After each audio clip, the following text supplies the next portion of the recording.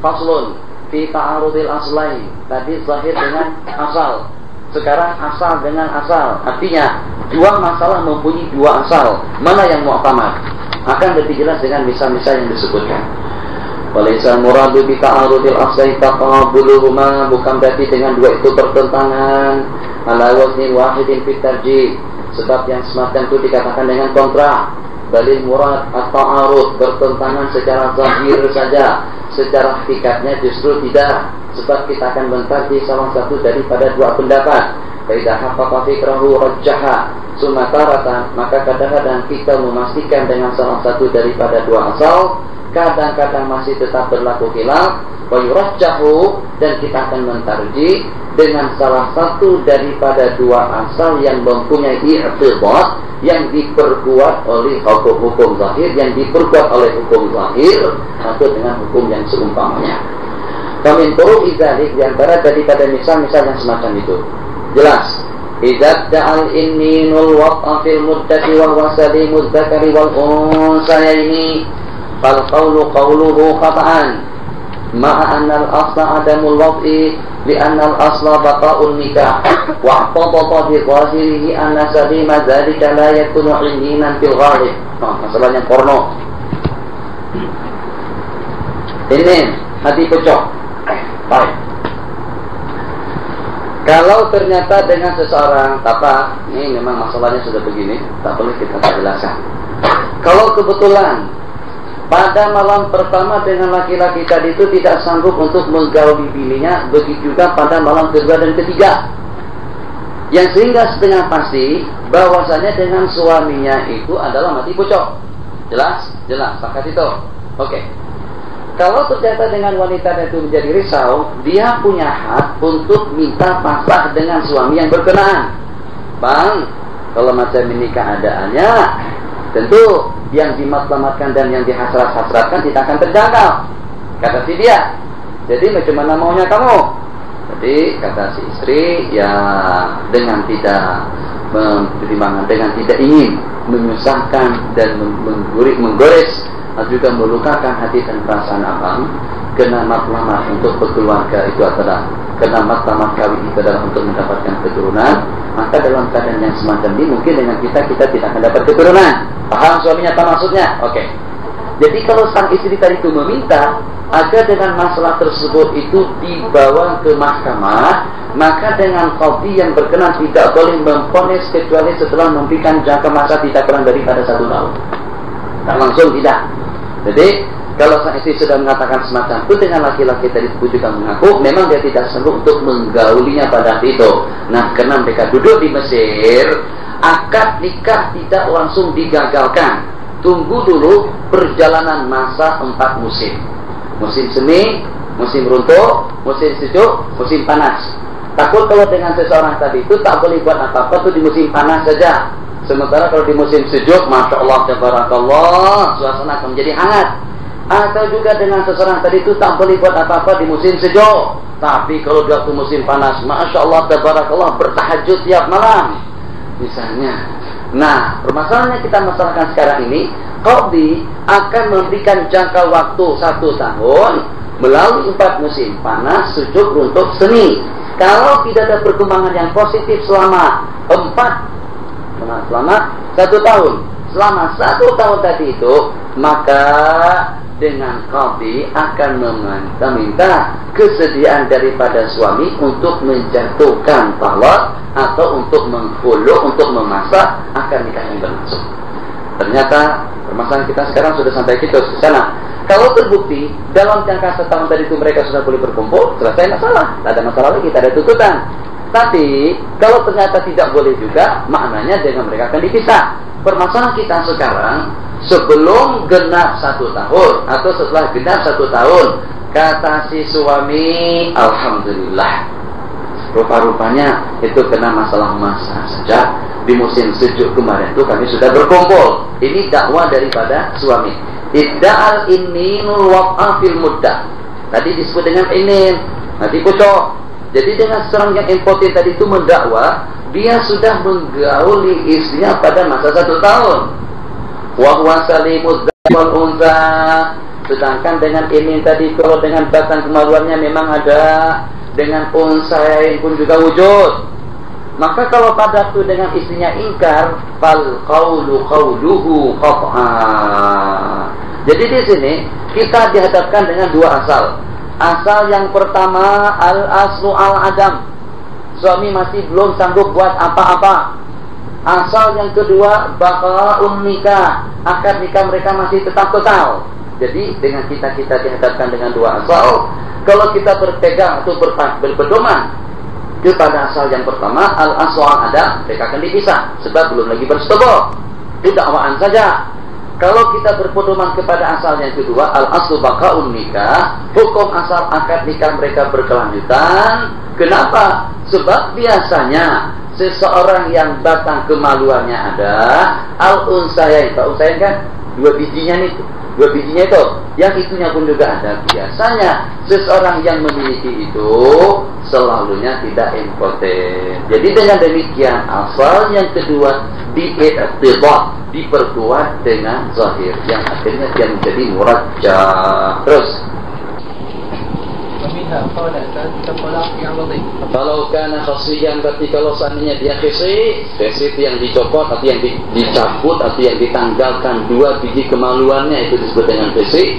Au jabuban atau majbu, khisi yang dikebiri dibulatkan, jabuban yang dicopot itu juga yang ditanggalkan. Maka al-asahu tasdiqu aidan bi anna iqamatan bayyinati ala al-ati ta'sur, sebab untuk membuktikan dengan saksi itu sangat sulit sekali, bahkan zahir ar-ruju'u ila qaul. Wa minha qala sa'altuka talaqa bi'iwadin fatallaqtani alayhi muttasila fa ana minka ba'inun, qala bal ba'da tulil fasli faliya waj'atu famusaddaqu zawju, qala sulki wa lam yukharriju ala taqabulil aslain. Iya atau tidak, yang penting kita tahu permasalahannya. Satu,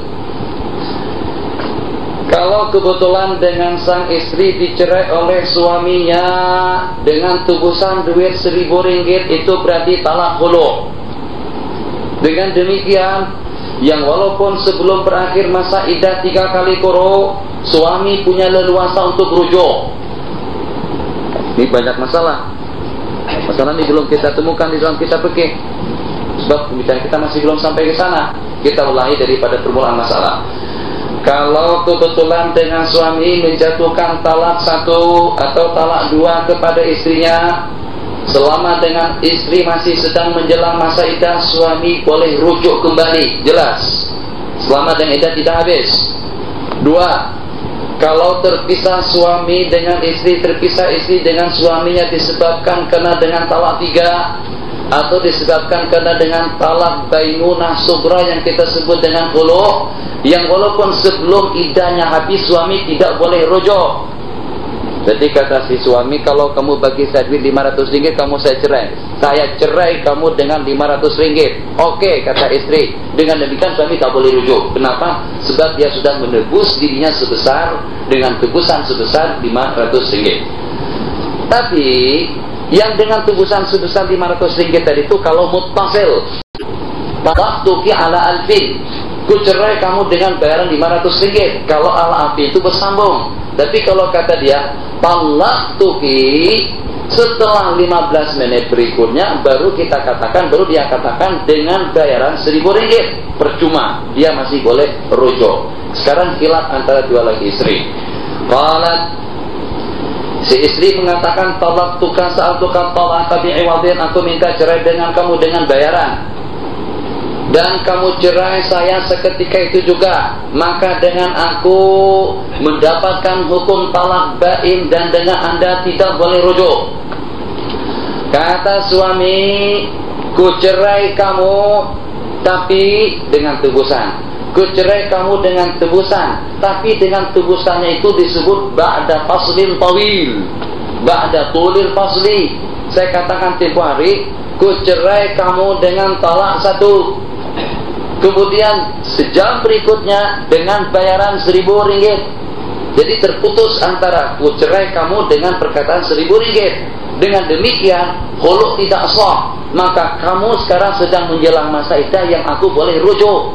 Jadi dengan kaidah kita di sini, al aslu ada rujuk, dalam waktu yang sama, al-aslu adamu tulil fasli. Jadi kesimpulan hukum macam mana saja? Kesimpulan hukum al-musaddaku adalah azad, suami yang mengatakan bahwasanya ewak atau dengan lafaz khuluknya itu terlambat, terkebelakang, dengan demikian sah talaknya dan dia boleh rujuk kembali dengan istrinya. Terus ومنها اختلفا في ولد المبيع فقال البائع وظهور قبل العقد وقال المشتري بل بعده. قال الإمام كتب إليه إلى الشيخ أبي حميد يسأله عن ذلك فأجاب بأن القول قول البائع لأن الأصل بقاء ملكه وهكذا رمي في المصادر والعين. Talaqati waladil mabi'ati khilaf, untuk memastikan anak daripada binatang ternak yang beranak. Si penjual mengatakan wada'athu itu dilahirkannya sebelum akad, maka dengan demikian yang terjual itu hanya sekat dengan induknya saja. Sedangkan dengan si mustari mengatakan itu beranak selepas diakad, maka dengan induk dan anak itu adalah kepunyaannya. Ketika perkara tadi itu ditanyakan kepada Syekh Hamid, maka dengan jawabannya al-qawlu qawlul ba'i', berarti secara pasti dikatakan anaknya tadi itu. Dengan jawabannya al-qawlu qawlul ba'i', berarti secara pasti dikatakan anaknya tadi itu dilahirkan sebelum benda itu dijual. Di anak asla baqa'u milki. Wa minha la waqa'il ma'i najasatun wa syakkaha huwa qullatani aw aqal. Jatuh najis ke dalam air, sedangkan dia bimbang apakah air itu banyak atau sedikit. Hukumnya fawajhani asahuhuma yatanajjasu, sebab al-aslu adamul kathra. Yang kedua, al-aslu baqa'ut tahara. Ini bertentangan antara dua asal.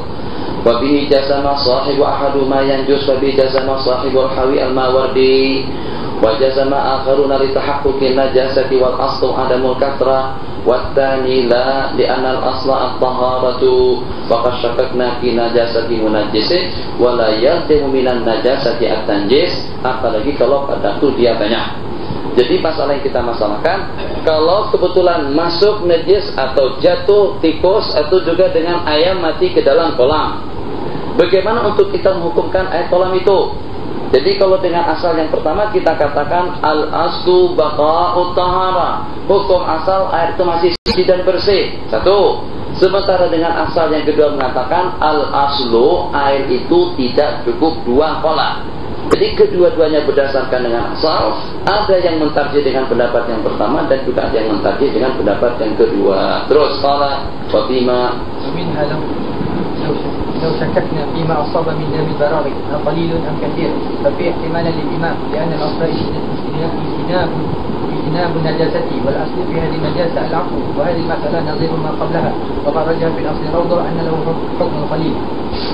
Ada darah nyamuk di pakaian kita. Syah, apakah kira-kira dengan darah nyamuk itu banyak atau sedikit? Ada dua ihtimal, ada dua kemungkinan. Hukum asal kita senantiasa mengelak daripada najis. Hukum asal juga pada tiap najis itu dimaafkan. Jadi dengan memastikan atau dengan kepastian daripada masalah kita di sini, bahwasanya dengan najis yang ada pada anggota tubuh kita, kalau tidak boleh kita pastikan banyak atau sedikit, kita akan katakan itu masih sedikit. Wa minha, terus. منها لا أدرك الإمام وهو راكع فشك هل فارق أحد الركوع قبل ركوعه فقولان أحدهما أنه مدرك لأن الأصل بقاء ركوعه والثاني لا لأن الأصل عدم الإدراك. Ini agak sudah sedikit. Saat ketika dengan kita datang masbuk di masjid, imam sedang rukuk, Allahu Akbar, imam rukuk. Permasalahan kita sudah tahu permasalahannya. Kalau pada waktu imam masbuk, pada waktu kita masbuk, di saat imam sedang rukuk, kalau kita rukuk dan dapat tumakninah bersama imam, berarti kita akan dapat rakaat. Kalau kebetulan dengan kita waktu kita rukuk ternyata dengan kita terselisih dengan imam, maka keluputan rakaat dengan makmum. Permasalahan yang kita masalahkan, saat ketika dengan imam yang sedang rukuk disusul oleh makmum, syakka hal faraka haddar rukuk, apakah dengan imam telah meninggalkan batas rukuk sebelum dia rukuk? Apakah imam sudah bangkit dan meninggalkan batas rukuk sebelum kita rukuk? Atau imam meninggalkan batas rukuk tadi itu setelah kita rukuk? Kalau kita katakan waktu kita rukuk, imam tadi itu masih rukuk, kita dapat rakaat. Kalau kita katakan di waktu kita rukuk imam ternyata telah mengangkat kepala daripada rukuk, berarti kita ketinggalan rakaat. Kedua-duanya tidak kita pastikan. Di sini ta'arudha fil aslan. Al-aslul awal, al-aslu adamu idrakir rakaat. Hukum asal kita tidak dapat rakaat. Sementara dengan asal yang kedua, al-aslu adamu raf'i. Hukum asal yang kedua, imam masih belum angkat kepala sebab imam masih dalam keadaan rukuk. Hukum asalnya imam masih belum angkat kepala. Asal.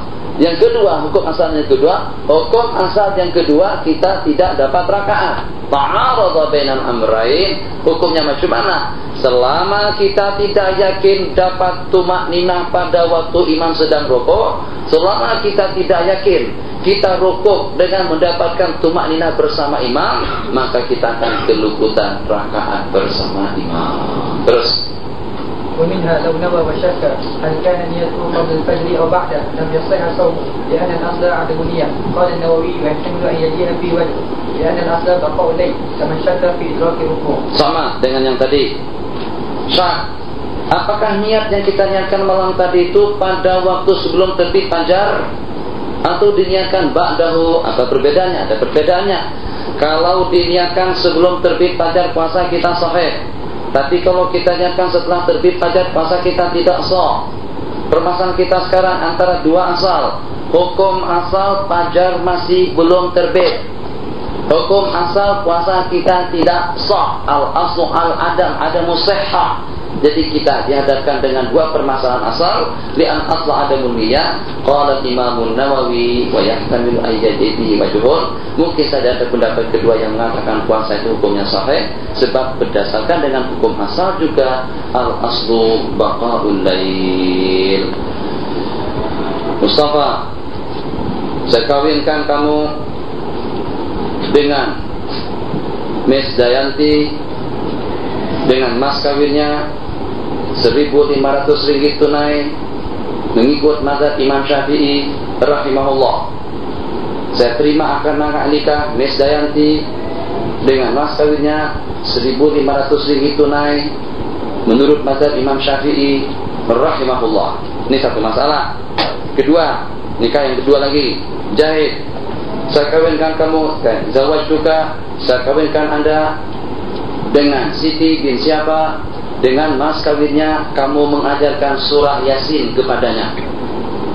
Selepas dia akad nikahkan semacam itu, kuterima kawin, kuterima akad nikahnya. Ini siapa? Dengan mas kawinnya mengajarkan suratul Baqarah. Ternyata seminggu berikutnya kebetulan dengan si wanita tadi itu sudah pandai baca surah Baqarah. Kata si suami, saya yang ajarkan. Kata si istri, saya belajar daripada orang lain. Kalau dia kata, saya belajar daripada orang lain, kamu kena bayar mahar misal.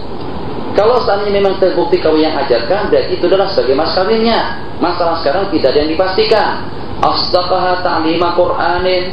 Ternyata kita temukan si wanita itu sudah boleh membaca Al-Quran. Kata suami, saya yang mengajarkannya.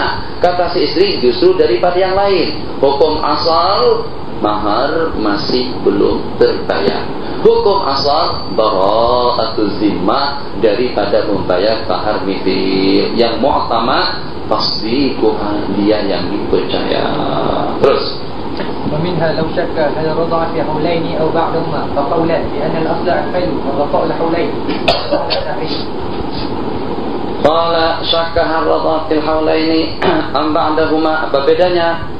Kalau kebetulan dengan bayi tadi itu disusukan oleh sewanita yang berkenan pada waktu usianya kurang daripada 2 tahun, dia akan menjadi anak sesusu. Sementara kalau seandainya dengan kanak-kanak tadi itu disusukan setelah berusia 2 tahun, dia tidak dianggap apa-apa, tidak lebih daripada derma saja. Seperti dengan kita yang menyusu dengan istri kita, sudah kita sebutkan tempoh hari. Daripada mubadzir air susu istri, lebih elok dengan suaminya yang menyusu. Apakah dia akan jadi anak sesusu dia? Tak. Kenapa? Sebab sudah ada kumis, sudah ada misai, sudah ada janggut. Yang sudah ada janggut macam ni masuk dijadikan, masih mau dikatakan anak sesusu macam mana? Yang akan jadi anak sesusu tu kalau kebetulan usianya di bawah daripada 2 tahun. Sementara kalau yang semacam kita, kalau pada istri kita sedang bersusuan, terus dengan kita berlomba, ini kan dalam rangka menyambut hari kemerdekaan, perlombaan perlu.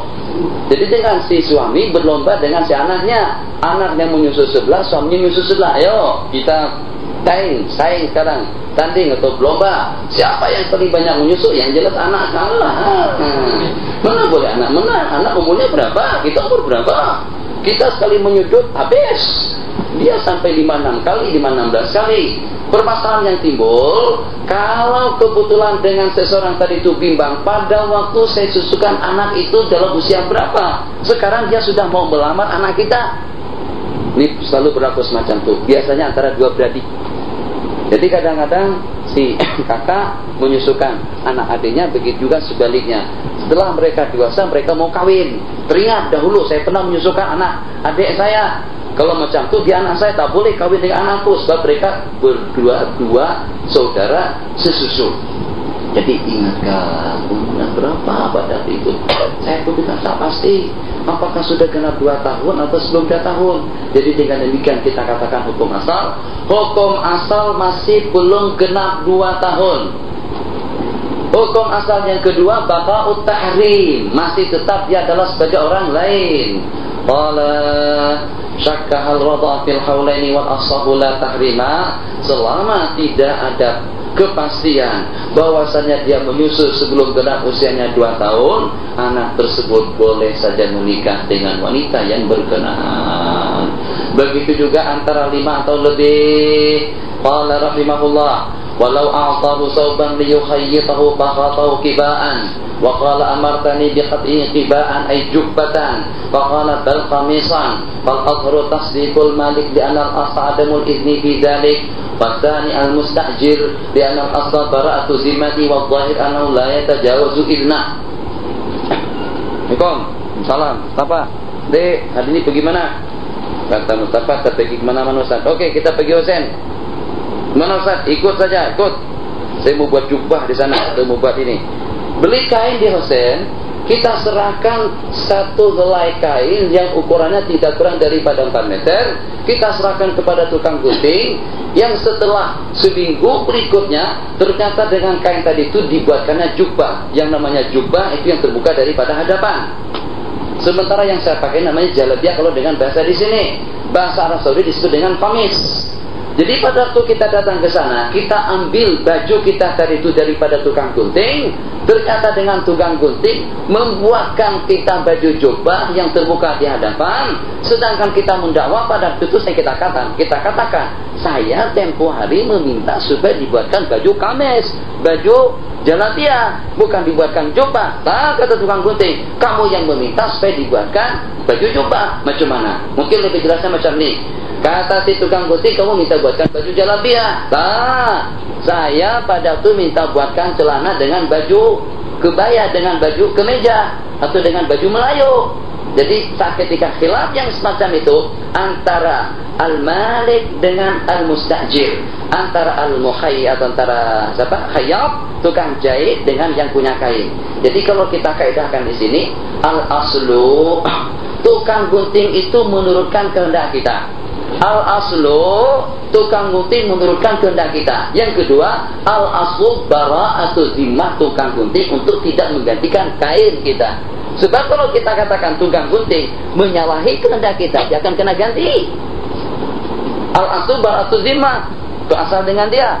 Asal yang kedua, al-aslu, tukang gunting menurutkan kehendak daripada yang punya kain, yang dengan demikian bebas daripada tanggung jawab. Yang kedua, al-aslu, saya sebagai yang punya kain tidak mengizinkan Anda atau tukang gunting untuk membuatnya selain daripada baju jubah. Begitulah seterusnya. Yang mu'tamad annahu la yatajawazu idnahu, maka dengan demikian bebas tanggung jawab tukang gunting daripada menggantikan kain. Wa minha qaddama al-kufan wa za'ama mautahu fa bi qawli yusaddaqul qaddu li anna asla bara'atu zimmati wal aslu yusaddaqal waliyyu yusaddaqul waliyyu li anna asla baqa'ul hayat. Dengan seseorang turun, tugugor. Siapa yang pada masa gempa bumi di sini masih di sini atau sudah di sini? Kadang-kadang dengan kita sudah tidak perasa lagi dan sudah tidak boleh memastikan atau menentukan sikap. Bagaimana dengan langkah yang sepatutnya, yang sehingga tanpa pikir panjang dia melompat, mati akhirnya. Yang kita masalahkan sekarang, kalau kebetulan ada dengan seseorang dalam karung, dalam keranjang, terpulur di dalam tikar atau juga dalam karpet, saat ketika dengan seseorang tergugur, entah itu macam mana ceritanya, nih ceritanya macam ini saja. Apa sebab musababnya kita tidak tahu. Manusia jatuh dari atas, yang sehingga dengan dia di bawah itu langsung dengan kesnya gugur ke bawah, ya jelas mati. Setelah gugur ke bawah dituntut oleh waris. Kata waris, sang kena kisah, paling tidak kena bayar fidyah. Kenapa? Sebab kamu tembak anak kami. Kata dia, saya tembak dia masih sudah mati. Saya tembak dia terpulung di dalam tikar itu, dia sudah mati. Mana daripada kaidah kita di sini? Kata di mana? Qata'ahu nisfain. Jadi dengan sebatang kara yang terbalut dengan tikar gugur dari atas, saat ketika melintas di hadapan kita atau di hadapan tikar kita, langsung saja dengan pedang kita layangkan, macam itu, terus terputus dua. Kata si yang membunuhnya, dia sebelum sampai kemari sudah mati. Dengan demikian saya bebas tanggung jawab. Kata si waris, dia waktu digugurkan dari atas masih hidup. Yang mematikannya adalah kamu. Kamu kena resiko dan juga kena hukum qisas. Jadi di sini ta'aradul aslan. Al-aslul awal baqaul hayat, dia masih hidup. Wal aslul tsani bara'atuz zimmah. Jadi macam dalam keadaan semacam itu hukumnya yang mu'tamad. Qala al-asahhu tasdiqul waliyyi, al-asahhu yusaddaqul waliyyu. Kita percaya kepada pernyataan daripada wali dengan arti pada waktu digugurkan dia masih hidup. Qala terus. ومنها لو زعم ولي سراية والجاني سببا آخر والأصح تصديق الولي لأن الأصل عدم السبب والثاني الجاني لأن الأصل براءة الذمة. Wali mengatakan sirayatan artinya menular. Dia hari kemarin itu di plaza, apa ada bahasa Malaysia di plaza? Dikeroyok. Di plaza. Seperti cerita kawan kita dari Skandinavia, ada dengan seorang kawan kita dari mana sajalah tak payah sebut, tapi Hafiz. Jadi yang pada itu tak mungkin dia kena tak sedar tu macam mana memeluk atau mencium seorang akhwat kita di bawah imarah. Datang kawan-kawan kita yang berkenan di situ, lepaskan tape matanya, bom, ente hafal Quran, taunya buat yang semacam ini. Dimarahi pada waktu itu. Setelah dibelas oleh kawan-kawan, misalnya bukan yang tadi lagi, setelah dibelas oleh kawan-kawan semacam itu, sakit, 3 hari berikutnya mati. Jadi di sini datang keluarganya. Ini dia gara-gara kamu belasah dia, kamu pukul dia tempo hari karena sirayatan. Sirayat itu menular, bertambah itu namanya sirayat. Sebab karena pukulan Anda tempo hari itu bertambah, akhirnya dia mati. Kamu kena qisas. Jadi kata dia, dia mati karena sebab yang lain. Kalau misalnya dia mau mati, dia lebih awal dah. Dia sejak pada hari itu dia sudah mati. Dia pada waktu itu masih sehat lagi. Jadi bukan disebabkan kematian itu karena saya pukul, tidak. Dia mati karena unsur lain. Jadi di sini dua kaidah asal. Al-aslu baratuz zimmah, tidak kena beban tanggung jawab. Yang kedua dengan al-aslu tsani, qala al-jani di al-aslu baratuz zimmah. Al-aslul awal tasdiqul wali, sebab al-asal ada musabab. Hukum asal tidak ada unsur lain, tidak ada faktor lain yang menyebabkan kematiannya. Qala walau za'amal waliyu sirayatan wal jani sababan akhara fal asal tasdiqul wali li'anna al-asal ada musabab. Mati tanpa ada sebab lain selain daripada dipukul. Dengan demikian al-jani akan kena hukuman. Pendapat yang kedua ditasdik al-jani, sebab hukum asal dia bebas daripada tanggung jawab. Kita tinggalkan dengan misal yang berikutnya, maknanya kurang lebih.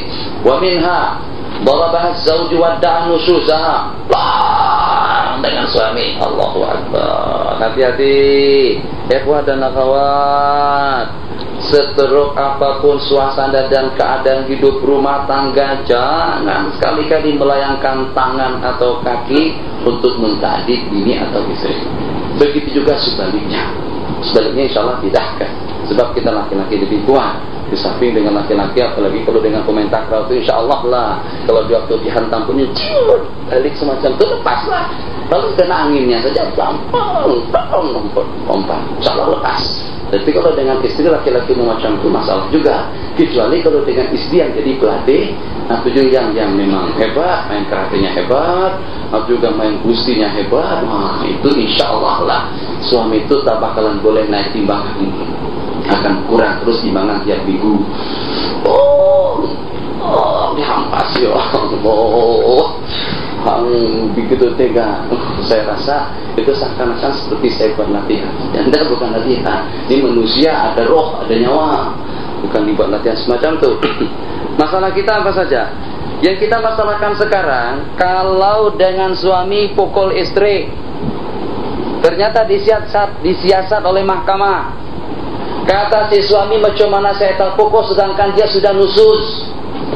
Tak pernah bakti, tak pernah taat, tak pernah menurutkan kehendak saya. Kata si istri, nusus yang macam mana? Saya tidak pernah. Makanan oke, rumah kemas, anak iya, hajat terpenuhi. Kira-kira nusus dari mana? Al-aslu daripada istri ada menusus. Al-aslu daripada suami tidak akan memukul tanpa sebab. Nah, jadi di sini taqabbala aslahi. Daraba zawju wa da'a nusuzaha wa da'a dia anak darba zulmun, kata dia suami yang menzalimnya, kata suami dia nusus. Faqad ta'arada aslani, satu adamu zulmihi, tidak ada kezalimannya, memang kena nasis dia dipukul. Hukum asal yang kedua dia tidak nusus. Kata Imam Ibnu Rif'ah, lam aratiha naqala. Jadi di sini termasuk daripada dua masalah ta'arada pihak aslani.